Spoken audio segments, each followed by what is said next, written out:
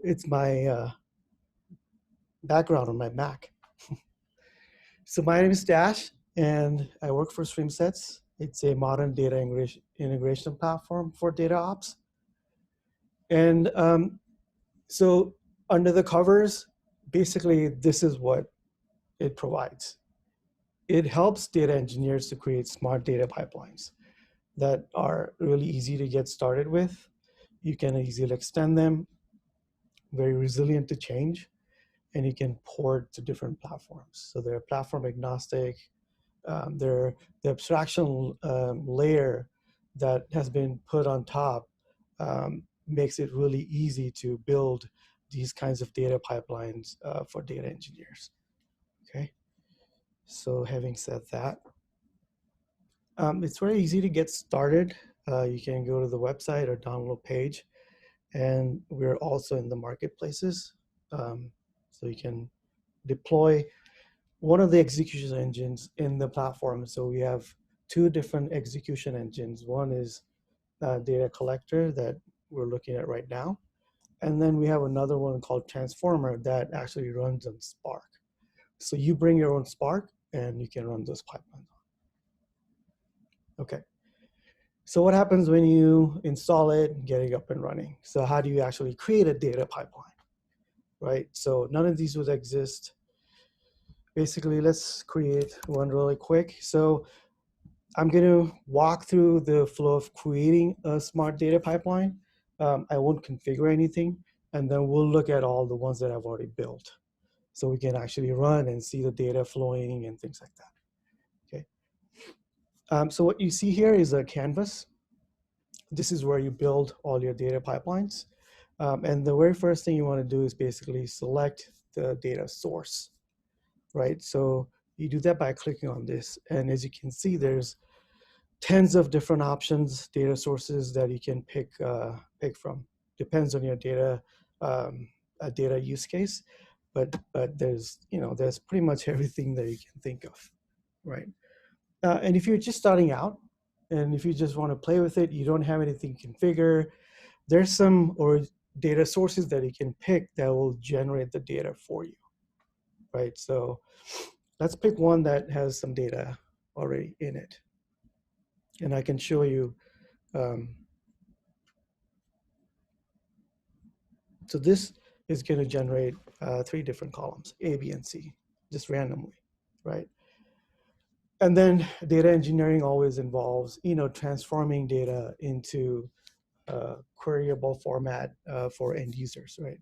So again, as you can see, there's lots of different things you can do to individual records, fields within records, and what have you. Let's just pick one. Let's just say renamer. And depending on your use case, you may chain together as many as you'd like. And then finally, you pick your destination. Again, all kinds of different options, cloud-based, Hadoop-based, there's HTTP-based, NoSQL databases, Kinesis, Kafka, all kinds of stuff. And then this is one of our really top destinations. A lot of people, when they start out, they don't have anything configured, like I mentioned. So it's a great way to get a feel for the platform itself. So you don't really have to worry about where the data is going to go, things like that. Again, very easy to get started, right? So what happens when you have, say you have a big team, you're creating hundreds of pipelines, you have data engineers working on different types of projects and things like that. So that's when you bring all of these aspects of DataOps. So for example, who can access what kind of pipelines? So role-based access, right? How do you manage hundreds of pipelines? What if you install different versions of execution engines and multiple versions of the same? So that's what you see here. It's the product is called Control Hub, and basically it's the control plane. So at this point, what you saw earlier is just an execution engine. So the UI is still the same how you design the pipelines, right? And this guy, for example, data collector, now just becomes an execution engine that's only running the pipeline. Everything else happens here. And let's look at the dashboard. So this is what I meant. I have about 137 pipelines. I have 40 jobs that are designed to run these pipelines. I have three different, so a total of 6 execution engines, 3 data collectors, and 3 transformers. So there's a lot of DataOpsy stuff is basically part of this control hub, which is a control plane. This is where you set up your users, role-based access to what different users can do. Run pipeline, create pipeline, just view pipelines and what have you. You get the idea, right? And everything you see in the UI, you can do using APIs. So the platform itself is API first. So you can build everything from scratch. And there's also a Python SDK for building out these pipelines. Okay, and then these are my execution engines. I have 3 data collectors and I have 3 transformers. All right. Okay, so let's look at the first pipeline that I've put together. So a lot of our customers basically use the product to migrate data from Hadoop-based systems, on-prem databases to cloud data warehouses. So in this pipeline, what we're doing is we have an Oracle database on-prem, and we would like to migrate the data to cloud data warehouses, Data Lake, as well as Delta Lake. And one of the things that you'll notice is you can have, or there's like 3 different destinations, right, in the same pipeline. So generally speaking, like comparing to some of the other tools, this actually, if you wanted to, it would be really difficult to do in a single pipeline, right? So before I run the pipeline, I want to set the stage. This is my Oracle database. So it's a retail data warehouse where I have customers, departments, products, and transactions. There's about 20,000 orders right now. So this is what we're going to try and migrate to Delta Lake, which currently does not have anything in it. And also Snowflake Cloud Data Warehouse. Again, none of those tables exist. And SC Delta Lake. Sorry, Data Lake. Okay. And then I'm going to run this pipeline now, and then I'll talk about different things that are happening within the pipeline.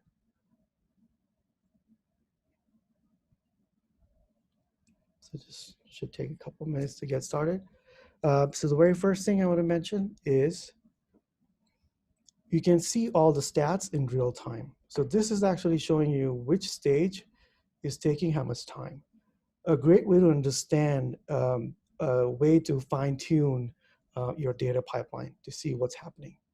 And down below is another way to look at how the data is flowing between different processors, origins, how the data is flowing and things like that, right? And this guy right here is actually telling us where the processing is currently occurring, okay? So I don't know if you noticed or not, but I did not have to provide any information as far as the table structure, what the column names are, any of that, right? The only thing that I had to do was to provide a connection details, JDBC URL and the credentials. Everything else is taken care of by the platform, right? And then this pipeline is designed to stop once the data has been migrated. And that happens automatically via the event framework that's built into the platform. So here what we are saying is I have configured the origin to generate a no more data event. And then this processor down here, stop pipeline, actually stopped the pipeline. So as you can see, the pipeline is already finished, right? These are the records that were input, and then that many records were output in total, combining these 3 different destinations, okay? So now let's look at our destinations, right? So here's all our Delta Lake tables, and we're going to look at how many customers we have. Let's go ahead and look at our Snowflake Cloud Data Warehouse. We have all the tables in here, and then how many customers we have. So let's start from customers. And in our retail SV data lake, we have the data as well. And the thing that I want to mention here before we look at the data is this data pipeline is also designed to actually cater to 3 different personas. And what I mean by persona is you may have a data engineering or data engineering teams and analysts that are proficient in different technologies. They could be working on Spark clusters on Databricks. They could be traditional SQL ETL developers, and also the pipeline caters to people that are working mostly in the AWS ecosystem, right? And in this case, actually, we're also automatically generating the Avro schema. So all of these things that you see in the middle are obviously optional, depends on the use case. But the point is that you can have the same pipeline not only catering to different use cases, but also different personas, right? And the reason why you might want to store these the same data in Avro is because of storage costs, right? So Avro is a compressed data format, so you obviously save, it's basically total cost of ownership, right? And even though it's in a compressed format, you can still query it using Athena, Glue, and what have you. The other thing I want to mention here is, I'm going to hide this just for now, sorry. I have a question in the chat. How configurable are the inputs to the connectors? Sorry, can you repeat that? How configurable are the inputs to the connectors? So connectors on the target side. Yeah, so like we have Oracle to if customer data, master feed. So how Right, do you know? That's a good question. Yeah, good question. So that's where I was actually going to go. So the platform also has sensors built in that projects metadata about what's actually happening in the pipeline. And using the metadata, you can take certain actions. So in this case, what I mean by that is the metadata that's being projected from under the platform is what table, what's the table that's being processed, right? So I didn't have to hard code any table. I'm relying on the metadata. And what's happening here is if there's a table called customers, right, route the records through this path. And what this connector or processor is designed to do is look for a customer email. And if there is one, mask it before sending the data to the cloud. So let's look at the data in Snowflake, right? So you can apply any of these transformations optionally within your data flow pipelines, okay? And as far as the destinations go, the configuration is very specific to those.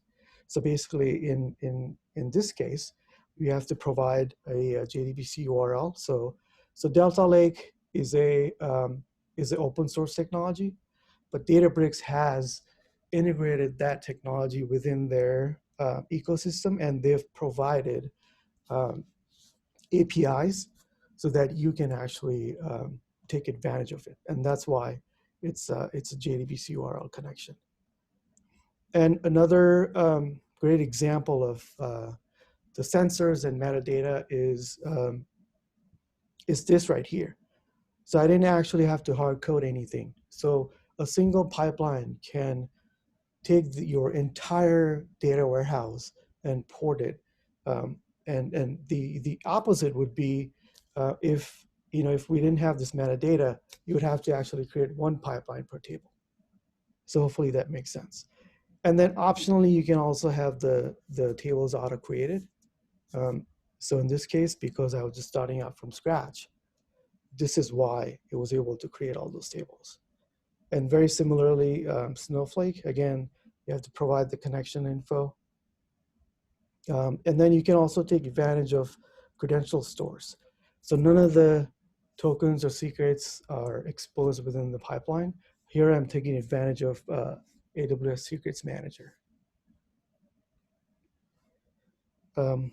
And these things that you see in here are parameters that have been passed in. And this is a great way to also generalize these pipelines. So when I was talking about jobs earlier, for example, here, so these jobs allow you to run the same instance of the pipeline in parallel. So you can have, say, 10 different pipelines, one pipeline, and you pass in parameters, for example. Let's just say you created 10 pipelines for 10 different tables. One pipeline designed to process 10 tables. So in that case, what you would do is create a job and then pass in those values as parameters. So the job would run one instance of a pipeline using certain parameters, and then a second job will run the same pipeline, different set of parameters. Okay. Let's see, where was I? Okay, so another thing I want to highlight before I move on to the next pipeline that I have is being able to reuse these components. So as your data team grows, you may have junior engineers coming on that don't necessarily know how to configure certain things, or you want to protect how certain things are configured. And even if that's not the case, assume that you have 10 different similar pipelines with the same origin, right? So how can you make certain components of pipelines reusable? And that's exactly what this is. So this is an expanded fragment. So the fragment that I was just using in my pipeline is this right here. So once you create this fragment, you can use the same fragment in different pipelines. So hopefully that kind of makes sense. Yep. Another question is, Yeah. can you take log data files and mask things like IP addresses, QDN, Yes. etc.? Absolutely, yeah. And there's a lot of different ways to iterate on these pipelines. So let me show you, because that kind of goes back to DataOps as well. Like, how do you enable engineers, data engineers to be more productive, right? So if you wanted to change something in here, you can definitely change within the same pipeline. For example, I could just easily drop, okay, hold on, let's just refresh. It's because I had the fragment expanded, so the focus was on the fragment, but I could easily just drop this from here. And you wouldn't have to actually change any of the logic. And you now have a different version of the same pipeline. And you can check this in, and if any jobs that you've created using this pipeline, you have the option to update those jobs. And different versions are showed here. So let me go ahead and check this pipeline in so I can.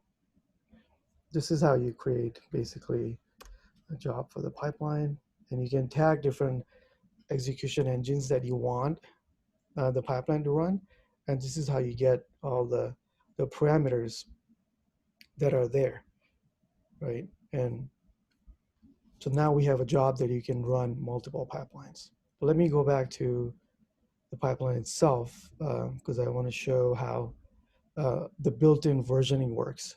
So I'm going to go ahead and edit. So now we should have two different versions. And you can go back and forth. You can look at differences and things like that. This is showing what the differences were, but I didn't really change anything yet. So Anyway, all of these things kind of like falls under the DataOps umbrella, if you will. And then you can look at all the test history. So this is the run that just finished. You have all the data you can look at, all the metrics. And then the other pipeline that I want to show you guys is, so the other aspect of this is, okay, now we have the data where you want it to be. Like, how do you keep the two in sync, right? And sometimes you may not want to, but this is a use case where you would like the data to be in sync now that you have the data up there. And for that, there's a concept called change data capture. So basically, it allows you to keep sources and destinations in sync so that the downstream analysis can continue to happen. This is a industry standard. It's an industry practice, and we have these connectors specifically built for those kinds of workloads. So if I start this pipeline, and hopefully everything will be okay. Let's look at how many customers we have, about 11,000. Actually, let's look at how many orders I have. And also we'll make sure 20,116. This is calculating. Let's look at Snowflake. This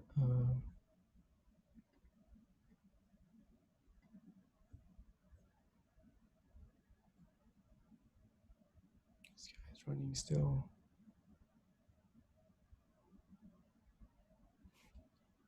I think I ran it previously, so the numbers may not match, but I want to show is how to have these data sources and destinations in sync.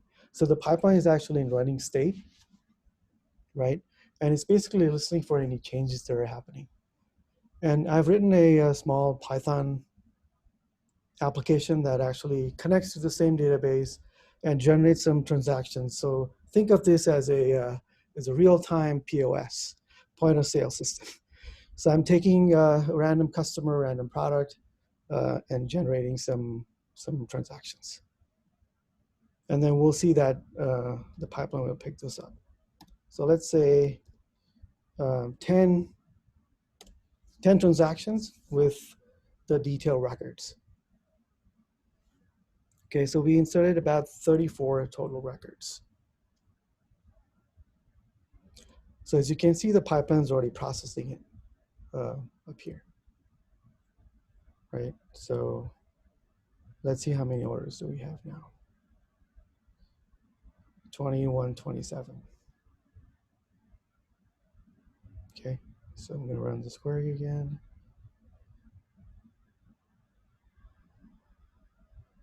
2127, good here. And this should have happened already, so 2127. Okay. So all the data is in sync based on the pipeline, your Python program, and the source database? Exactly. So the Python program was just generating some records randomly. So basically now this, my source database, and all the 3 destinations are in sync.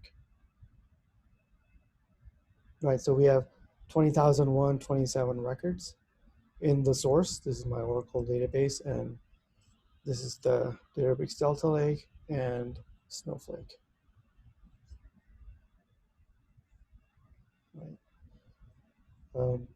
So that's one, and I want to move on to a more streaming kind of a pipeline that I've put together.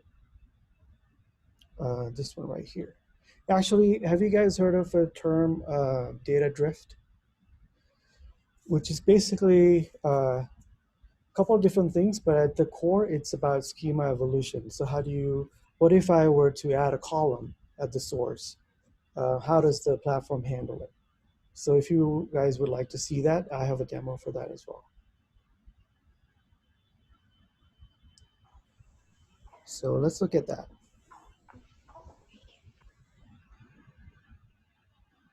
Okay, So this pipeline is rather simple looking. What it's designed to do, I'm going to go ahead and hit preview, is take some web logs that have been uploaded to S3 and enhance our Snowflake data warehouse. Okay, and the preview is a great, really great way to understand the structure of the data, what kind of data types you're dealing with, column names, and things like that. And not only that, you can actually step through each connector to see what exactly is happening. Right, so you can do this on any pipeline. So here, using this connector or processor, I'm converting some of these data types to what they should be. Right, the HTTP response code is integer, bytes, and HTTP version 1.1. And then in this case, you can also write some regular expressions-based statements that allow you to do some custom transformations. Okay, so let me show you guys the code. So what I'm doing is I'm taking the column request and I'm converting that to UTF-8, so the URL is actually readable.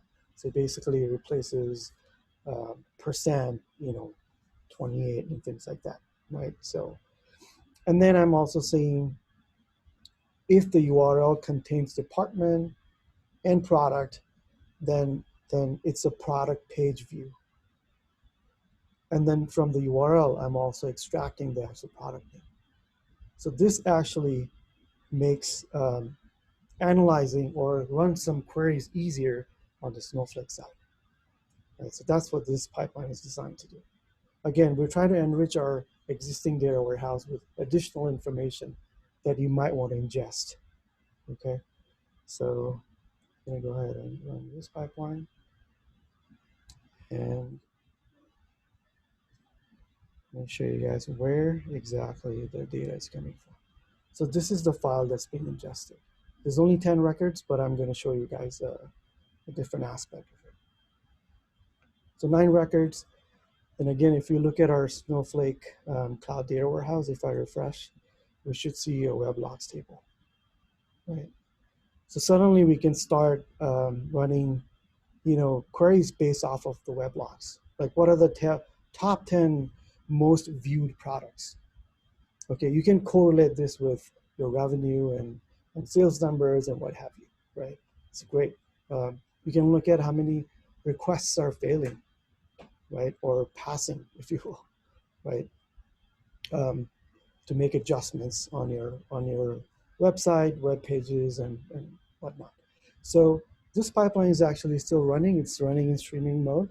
So what I'm going to do now is I'm going to upload some new data. I want to show you guys something. Okay, it's about 20 megabytes. All of this is happening in real time. As soon as I upload the file, we should see it being picked up. Now, one thing to note, the interaction between our platform and, for example, S3 or Snowflake, Databricks, all of that is happening within your network. So in Amazon, it's basically your private VPC. So everything depends on what kind of credentials you provide to the platform. Okay, so data is being picked up, right? And it's ingesting. It's about 180,000 rows. But what I want to highlight here is the concept of data drift that I mentioned earlier, right? Where the schema has changed. Okay, I'll show you what has changed. But the pipeline is actually alerting us right here. You can see the alert that the columns were 11 before, but now it's just 12. And you can set these types of alerts in all different places in all different pipelines, right? So this is where I've set up the rule. Okay, as easy as that, right? And what does that mean? So even though there's an alert, schema was changed, how do you handle that? You can handle it both ways. You can either embrace the change in a positive manner, or you can actually have the pipeline stop. In this case, it was more important to get more data in to make my analysis richer, right? So if I go back and if you look at the table, these are the columns right now, and if I hit refresh, suddenly we have a brand new column called client IP, right? And now we can actually run client IP-based queries within your data warehouse. So that's great. So two things happened. So you were alerted of something, and then the pipeline actually continued to run instead of breaking, right? So the opposite of this could be that you only want 11 columns, whatever columns you have, right? So in that case, what you can also do is, so I'm going to go ahead and stop the pipeline so I can show you guys how to do the opposite of this, where you want the pipeline to actually not only alert, but stop. Right? So here you could say, all of these are the only required fields. Or you can also say, you can set a precondition here, right? So, and then you can say on record error, sorry, either stop the pipeline, send the record error to an error stream. So you can not only stop the pipeline, but when errors happen, you can actually send those errors to a different pipeline that's actually processing or reprocessing those records. Okay, cool. How am I Hey, doing? Dash. This is Bobby. Oh, sorry. Go ahead, Andrew. Yeah, I was gonna say like, yeah, this is a good time for questions, and then after the Okay. questions, and I guess Bobby can get ready to give his talk. Right. So hopefully this was fun, insightful, helpful. Yeah, now Anna, you have some questions, so you can go ahead and just ask them. Oh, sure. Yeah, this was really interesting. We're actually in the middle of building out our first, I think I mentioned at the start, our first lake house, our data lake and warehouse at the same time. And one of the things I'm really interested in being able to do is have one layer that just looks at my system of record data rather than a full copy. So I was curious, do you guys have the ability for me to say, hey, I have this many to one mapping. I want to make sure all the values match, and if they don't, I want to output where I see deltas, and then still just persist one value. Do I have the ability to do that? Yeah, definitely. Oh, cool. Yeah. So what we can do is, I know I don't want to take up too much time from Bobby here, but maybe we can exchange information, and then we can have like a Q&A over another Zoom call or email or whatever you prefer. Yeah, that'd be great. Yeah. Hey, Dash, this is Bobby. This is awesome. I really appreciate this. It actually reminds me, I don't know if you heard of NiFi, the Apache tool. Yeah. So it reminds me of that a little bit, and I had some ideas, just coming up or just listening to this presentation, this talk, and so can you isolate the data flow, I guess, where if you have multiple streams of multiple targets, and you're trying to really find out, well, if this works, this one flow works versus this other flow, and you just want to run, from the source to the target of one path and then not the rest of them? Are you able to do that as well?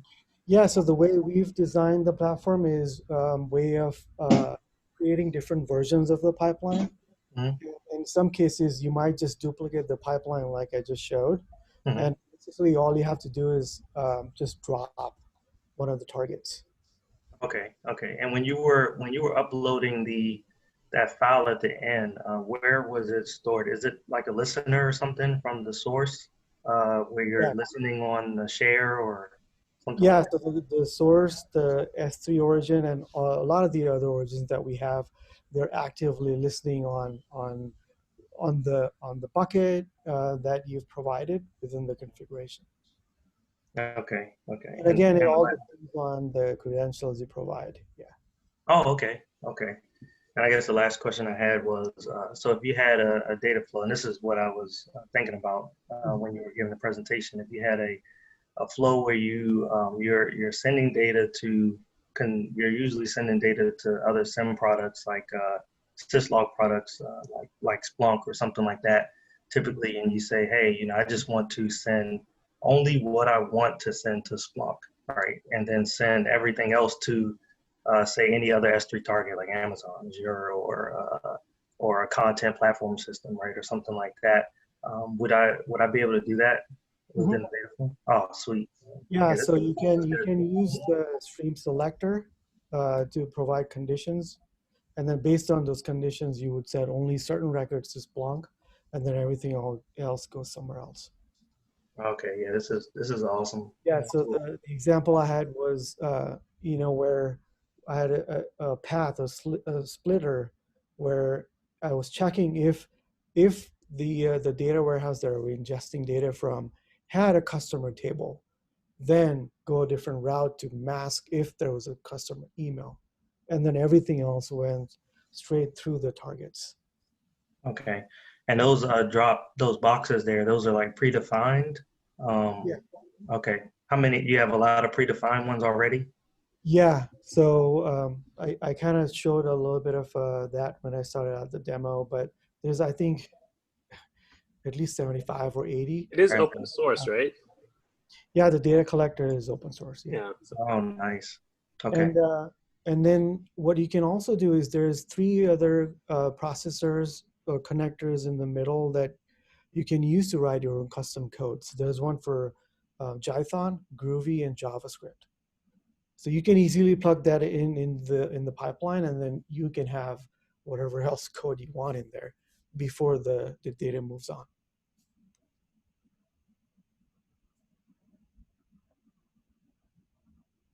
virtual clap. Thank you. And too bad I didn't get to the Spark-based pipelines, but maybe another time, Banjo. Of course, we love having StreamSets present. Definitely cool. I have some pipelines that are written for that integrate with MLflow. So basically, within the pipeline, you can do experiments, train simpler models, and then have them registered in MLflow on Databricks. And yeah, that'd be a great talk. Yeah, because I've used MLflow a little bit, so it'll be nice to see how that integrates. Yeah. But Bobby, yeah, I'll let you get ready. Next time. Sorry, Bobby. No, this was great. I appreciate that, Dash. Thanks. All right, so let me see if I can share my screen.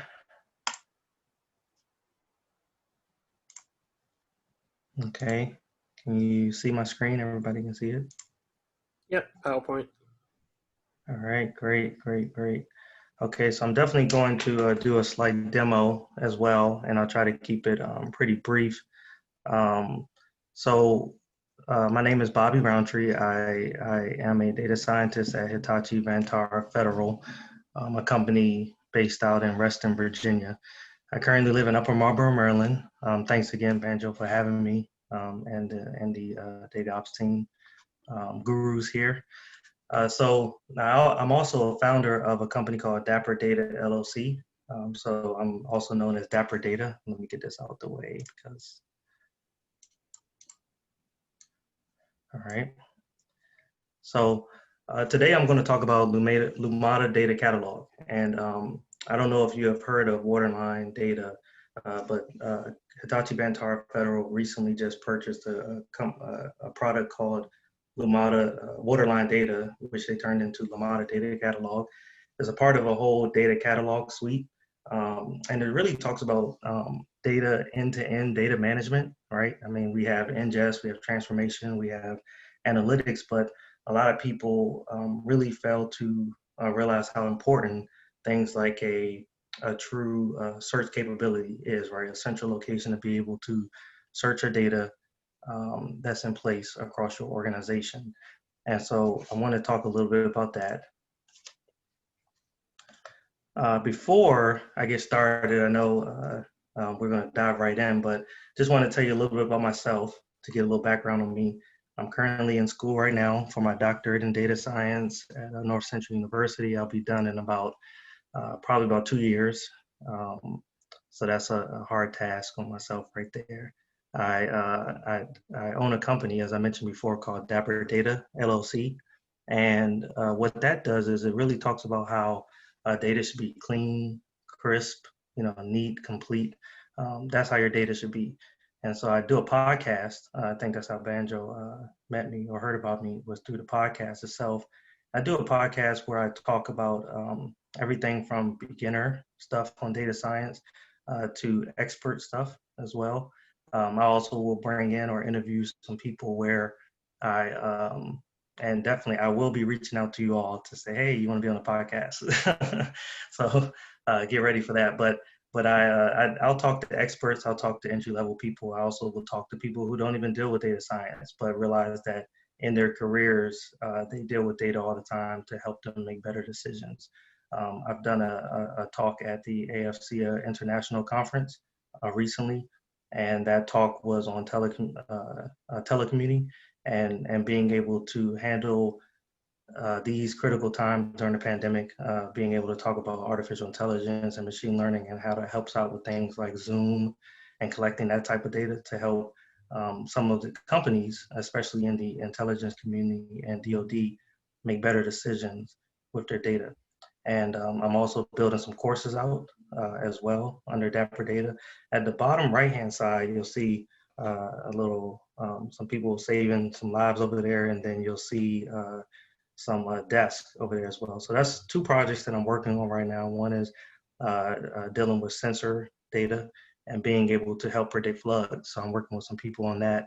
And I'm also working with some other companies on the educational system and how to enhance and make the curriculum more efficient out there for teachers, and also being able to help students learn based off of learning styles instead of traditional teaching styles. And in the bottom left-hand side, you'll see something that is totally unrelated to data. It is a restaurant that I own in Ghana. So that's the little side note about myself in Ghana and Accra specifically. So in Africa, I go out there about 2 or 3 times a year. I myself, along with 2 other of my partners, we own a restaurant there. It's been up and running for about 2 or 3 years. So somewhere in that range, and it's doing pretty good now. During the pandemic, it was a slow process, but we are up and running now, and we're good to go. And those 2 guys right there, you see me as being thing dad, and then thing 1 and thing 2. Those are my kids, and that's my why. So why I work so hard and do the things I do, all these things around is for them. So, okay, let's get started. So just, again, just reiterating what Dapper Data means: clean, crisp in appearance, and that's how your data should be, right? We're constantly making better decisions because of the data and being able to support the decisions that we're making. And a lot of times we're trying to make decisions, right, with poor quality data, and so we're making bad decisions. And just a little focus in on what I'm currently focusing in on is the educational system, sports as well. I used to play football in college and play a little bit of soccer as well. And with that, I'm helping some sports organizations predict injuries, and I'm helping some financial institutions with credit card fraud detection as well. All right, so what is Lumada Data Catalog? I truly believe, so let's talk about, I guess, the data catalog versus data sets. A lot of times I know some people confuse the two. When I think about data catalogs, I think about like metadata management in place, right? A central location where you can actually do some AI tagging and all that good stuff. But with data sets, right, like Kaggle and data.gov, right, you have those data sets out there like files and tables that data workers need to access and find those things, right? So maybe in like data lakes or data repository or data resources in place, right? But with Lumada Data Catalog, that's a data catalog system where we're talking about really the metadata management and some machine learning behind that. And so I truly believe data leaders and data scientists really need data catalogs in place to help increase business value, right? It helps with bringing efficiency to the data and being able to reduce like poor data quality, as we talked about before, which helps you with better decision making in place. And so with Lumada Data Catalog, what you're doing is gaining a unified view of your data. So you're not searching anymore through those chaotic swamps or just that chaos, right? That's there. You're providing a central location for your coworkers to be able to, with confidence, search the data, right? And so you have confidence levels in place, and I'll show that in the demo as well, to be able to tell you, well, hey, I'm really sure that this is the tag that's associated with this data. And you're able to find the right data, and you know it's the right data because the confidence level is telling you that, right, as well. So this is just a kind of an overview, just showing exactly what can Lumada Data Catalog do, right? And I point out things like AI-driven discovery, end-to-end data lineage, so you're able to find out, well, if you have a data asset, well, where did that data asset come from, right? Was it a join of multiple data assets, or was it, or what fields were joined together to create this one as well? And it uses a patented fingerprint system to automate the data. And you'll see that it will visualize full data lineage from end to end, and some of the hidden data relationships can now be seen, okay?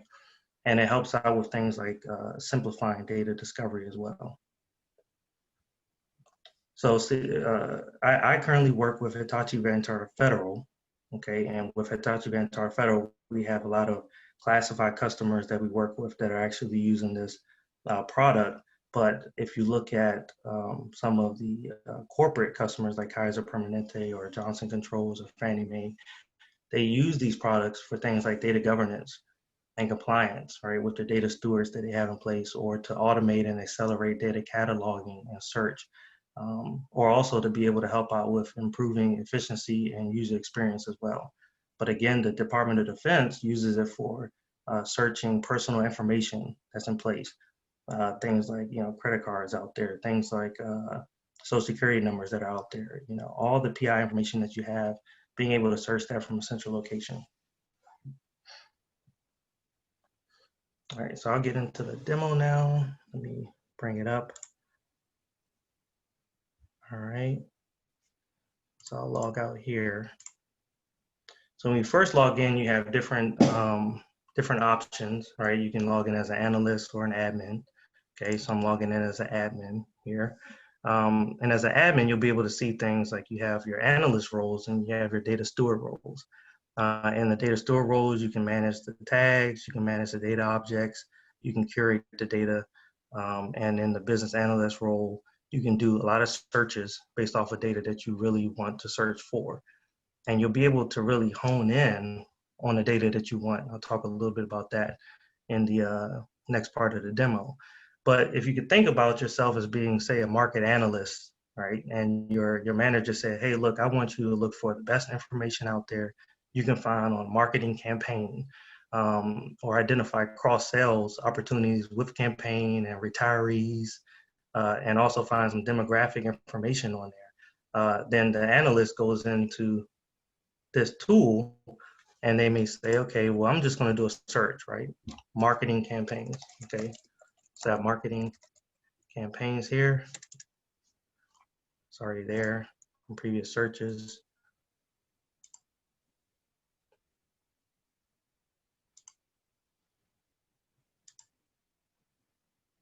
Hopefully it's coming up.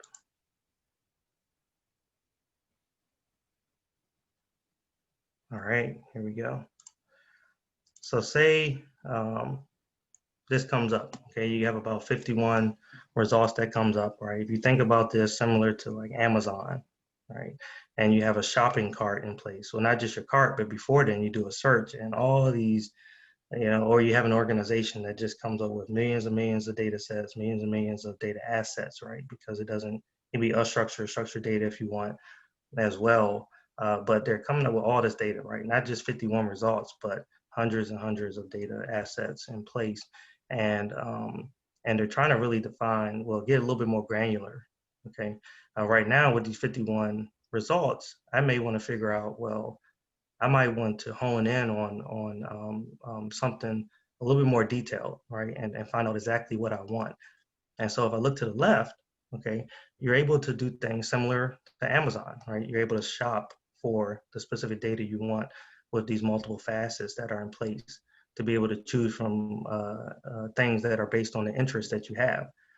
But if I, with the interest of time, if I were to just say, hey, look, I just want all of the data assets to have a 4.0 to 5.0 rating, okay, click here. Okay, so that narrows it down to 2 results.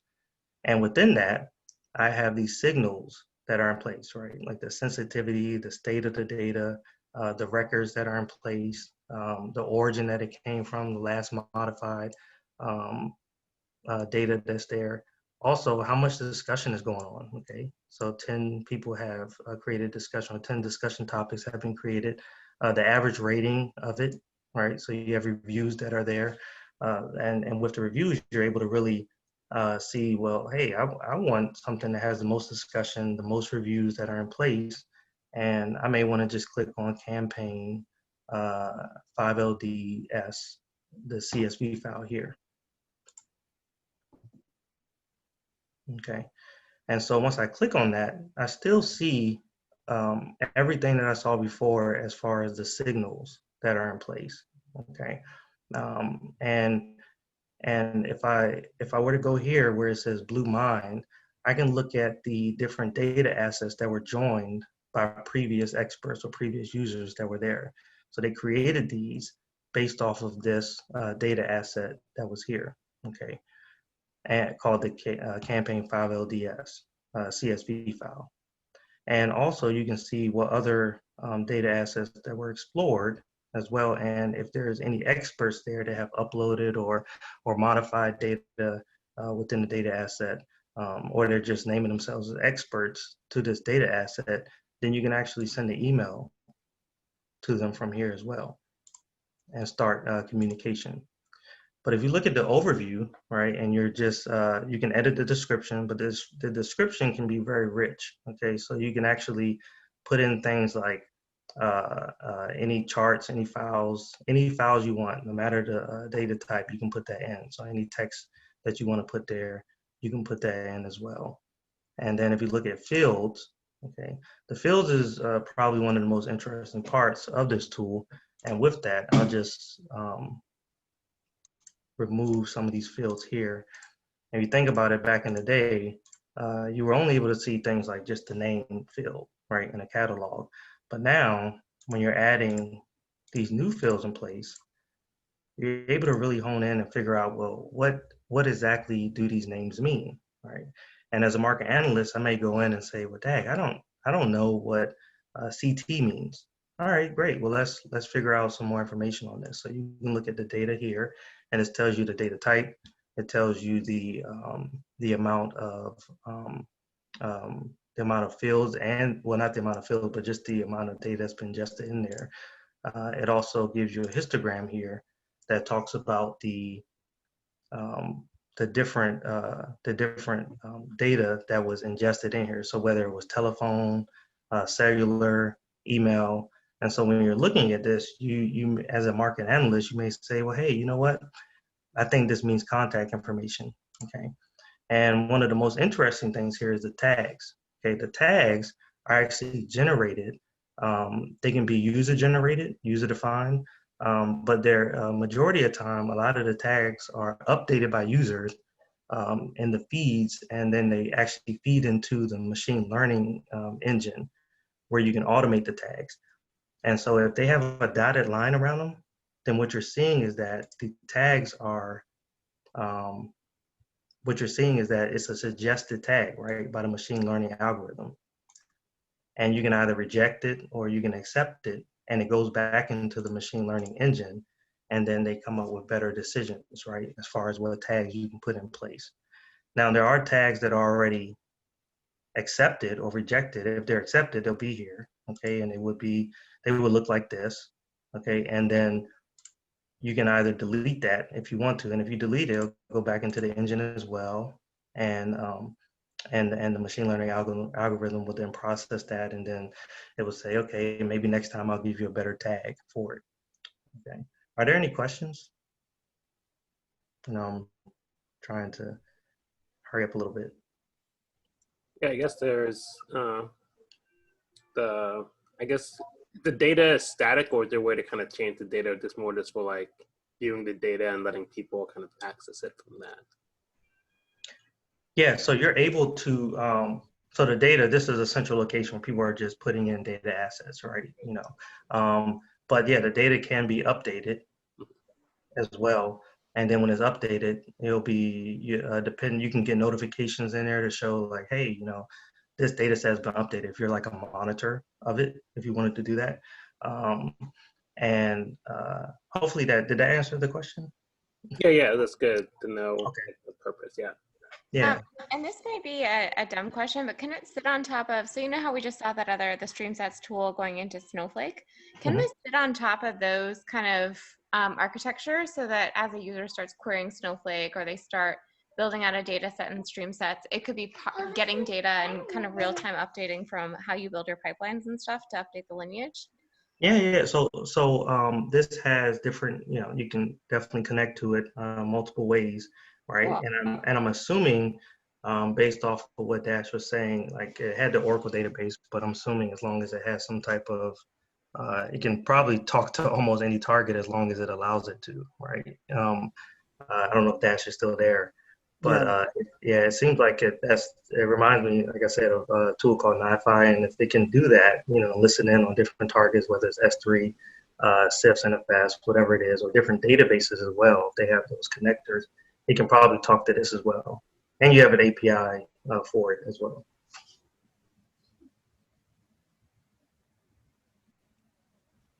Yeah, there's definitely lots of connectors out of the box. And then there's also a generic JDBC type of connector, so you can, as long as you have the JDBC driver, you can connect to it. Yeah. Oh, great. So there you go. Yeah. So it will definitely be able to connect to this then. Yeah. So the lineage field, and I think I covered everything in this right here. But the lineage field allows you to figure out, well, where did the data actually come from to build this data asset, okay?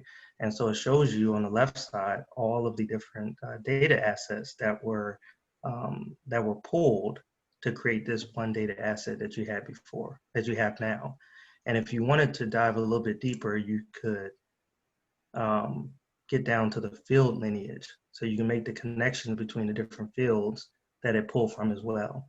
So here, as you can see, it actually makes sense that the ID field that was created here on the CSV file that we're looking at now, this data asset, it was pulled from ID over at campaign DG and the raw report CPG as well.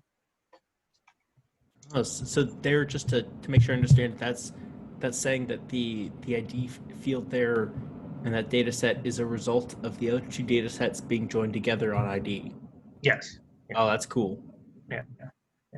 So it actually tells you that, which I agree. I thought it was pretty cool to have that. It makes that connection for you. And if you think about it, right? If you're just in there as an analyst, right? I mean, this kind of gives you a lot of the information instead of being as technical as people that are on this call are, right? It really helps out the user experience a lot. The properties here, this really allows you to, this enhances the metadata tagging that's in place. So as you're doing searches, right, you can add more properties, but these are the default properties that are there. But again, you can add more properties. And of course, it has system metadata, right, timestamps and all that stuff, but these are some of the customized metadata tags that are there, and you can also add more in there as well.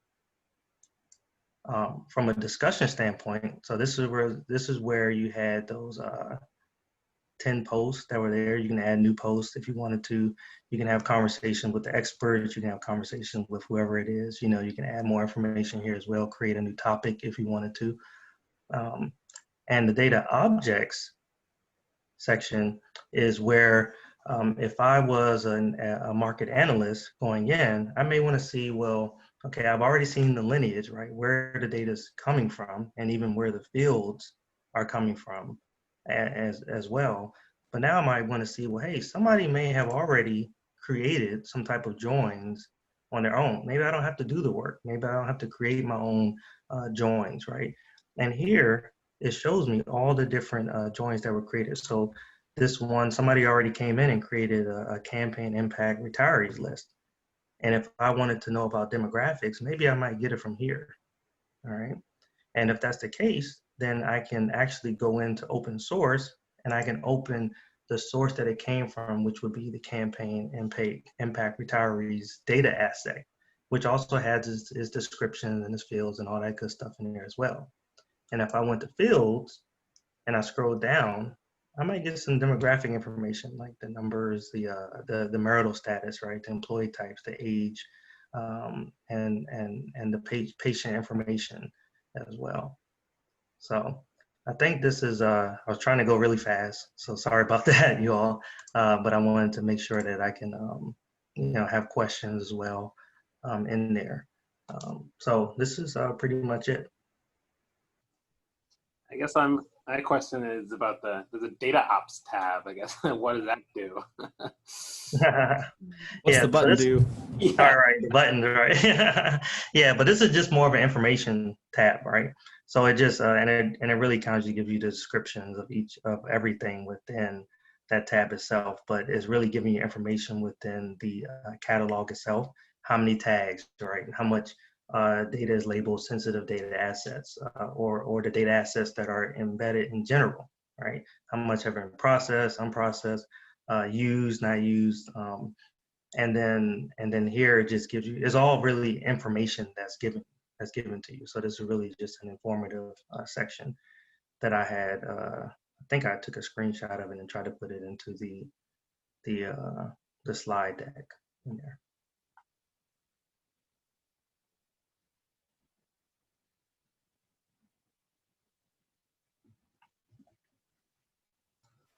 Any other questions? Yeah, I had one just out of curiosity. What machine learning algorithms are being used for labeling the data, you know? As far as labeling the data, Yeah. The company decided to well, I would say that I would have to get that information for you, and honestly, I would probably have to figure out how much I can give, because a lot of the government customers had a big. We use some more of the data sciences within the government customer, and they said, I don't know how much information I can give as far as some of those things. Got it. No worries. Yeah. Sorry about that. Yeah, on a related note, if my data is kind of funky, like at my company, we have some weird mapping where we've named something very different in one module versus another, but it actually means the same thing. Would I be able to train my own model, like instead of just leveraging the out-of-the-box one?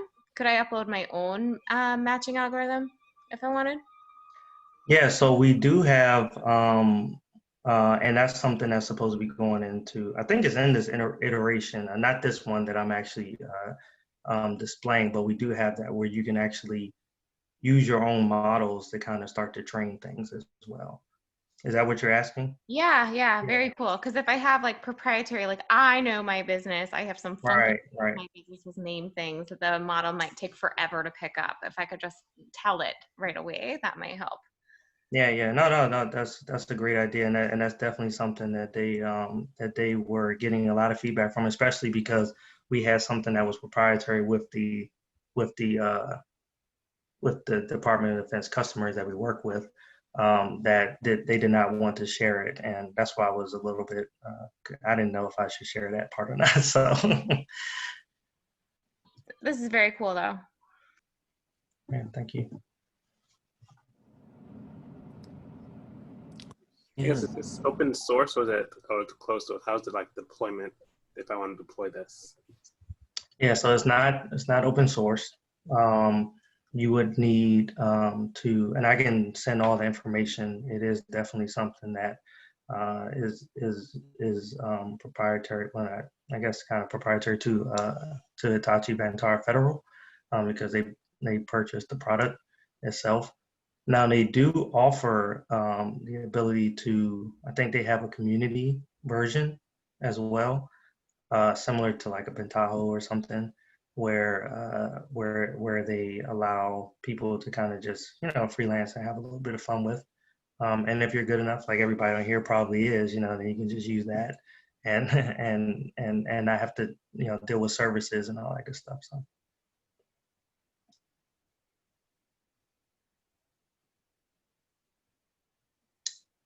Hey, very cool. And does it have a lot of support for data version control? The lineage stuff that you showed is really cool. Yeah, definitely. It does have support for version control. You're saying as far as the actual data assets that have been uploaded. Correct. Right, being able to make sure that the versioning is I guess accounted for. And yeah. Yes. Cool. Thank you.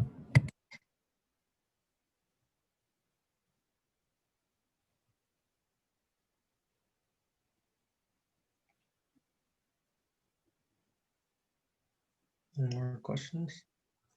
That's another unrelated question, but how did you start Dapper Data? Interested to hear your story about that. Oh, Dapper Data. Yeah. So I really got into data science because I enjoy helping people, and I truly believe that data will be the solver for almost anything and everything in the future, right? Solving like world hunger, or solving the cure to cancer and things like that, right? That's why I'm working with some projects with like flood predictions and things like that, So the Dapper was when you and it's just if I even trace it back to my fraternity that I'm in, a lot of the persona is that you're always dapper, right? When it comes down to it, and that's dressing a certain way, carrying yourself a certain way, being well groomed, things like that. And when you think about that, right, and you look at the definition of it being neat, complete, well groomed, and me being really into data because of the reasons that I talked about before, right? Being able to really change the world and help out people, right, using data to do so, right? That's a gift that I think I've been presented with or blessed with. And if you combine the two, that's how you should have your data, right? Clean, neat, trim, right? And that helps you make better decisions and support the decisions that you're making, because you can't make good decisions, or you can think you're making good decisions, right? If you have bad data, but they're really not good decisions. They're bad decisions, right? So if your master data is bad, right, and you have poor quality there, then the decision that you're making is based off of that. Then we all know what will happen from there. So. Thank you, man. That's a very great answer. So how soon is there going to be a DataOps Dapper Data podcast episode? Oh, very soon. I'm super excited about this. I know Banjo's busy a lot. I was blowing him up. You can ask him. I was blowing him up like the day before. I was like, oh my goodness, I want to make sure I'm really on point for this and being able to share this with you all. And I want to share more with you all. But again, like I said at the beginning of this this talk, I will absolutely more than likely have each one of you on the podcast. If not, we can do a whole segment where everybody's just on it. If you all wanted to do that, where we're streaming live or something like that, that would be pretty cool as well. So. Like a panel discussion, Yeah, definitely want to do that.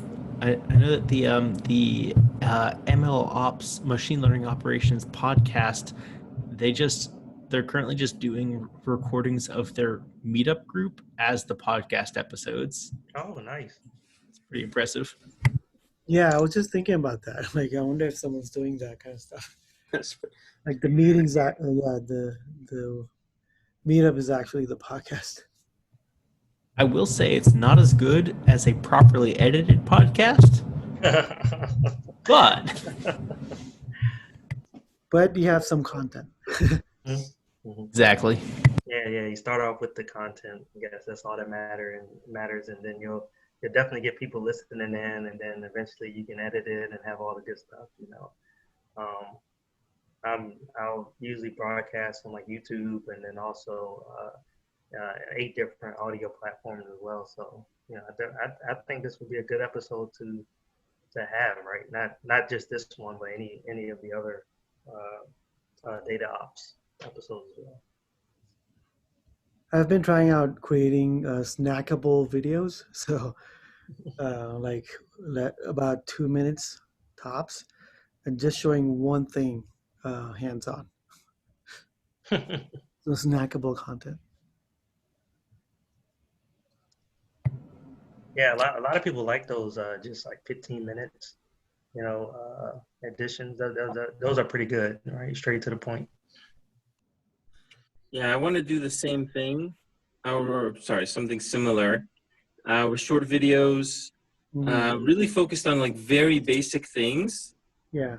Like keyboard shortcuts, working on the command line, working with Git, setting up shell aliases, those kinds of things. And so I have some, I know how I'm going to make them, but I haven't made a single video yet. It's kind of like how I keep talking about that sci-fi novel that I'm going to write, but I haven't written. I have a killer outline for some chapters. But some of the things that I think I'll eventually get to it. Yeah. Hey, November is National Novel Writing Month. NaNoWriMo. All right, everybody can start get your book ready. Yeah. If you have an outline, the goal is 50,000 words in the month of November. So Oh my goodness. That's a lot of words. that's like 1,600 words a day, a little over 5 pages a day. Quite a lot. That's one good weekend. One blog's the most I can do. I feel that. I think nowadays the blog format really makes sense. People don't spend that much time reading, I think, long format stuff. Yeah. So if you want to reach people, I think blogging is the way to go. Yeah, some of the things that I demoed today, those kinds of things I actually put it in a technical blog content and provide links to sample pipelines and things like that, including the data set that they can use. Yeah, I actually made a blog platform just for like highlighting data. A lot of the blog platforms I've been using, like Medium or like DevTO, it's focused around like static images and text. So I used Streamlit. If you've heard of that, it's like a nice Python module to visualize data. I created a platform that you just write Markdown and render Streamlit as the blog, so you can like embed graphs, video, Python modules in it. So it's pretty cool. So an example, I guess.